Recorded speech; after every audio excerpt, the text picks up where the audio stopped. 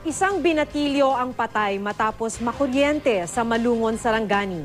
Kakatapos lang daw maligo ng biktima nang isaksak niya ang plug ng telebisyon. Makibalita tayo kay Jennifer Solis ng GMA Gensan.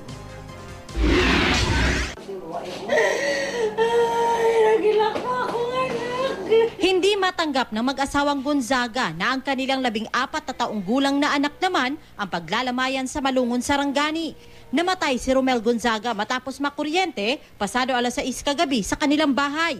Ayon sa ina ng biktima, galing sa pakikipaglibing si Romel sa kaibigan nitong si Darlene Jane Las Piñas. Ang 14 na taong gulang na natagbo ang patay noong June 15 sa isang malalim na hukay malapit sa kanilang bahay. Classmate raw ni Romel si Darlene noong grade 2, kaya tagdadalamhati ito sa pagpanaw ng kaibigan. Pagkatapos ng libing, agad raw naligo si Romel. Nang makaligo, dumiretso siya sa sala ng kanilang bahay para makapanood ng TV. Hindi pa tuluyang nakakapagpatuyo ng katawan at kamay si Romel nang isaksak niya ang plug ng telebisyon. Doon na siya nakuryente.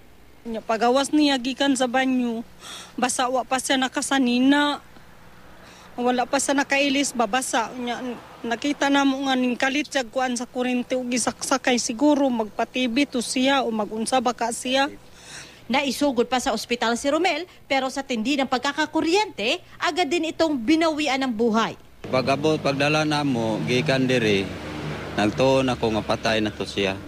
Kay pag-abot dito sa suksarjin, gitabang sa mga kuan, nurse o doktor. Wala namang sinisisi ang pamilya sa nangyari. Nagpapaalala naman ang mga otoridad na iwasan na magsaksak ng linya ng kuryente kung basa ang katawan para makaiwas sa aksidente.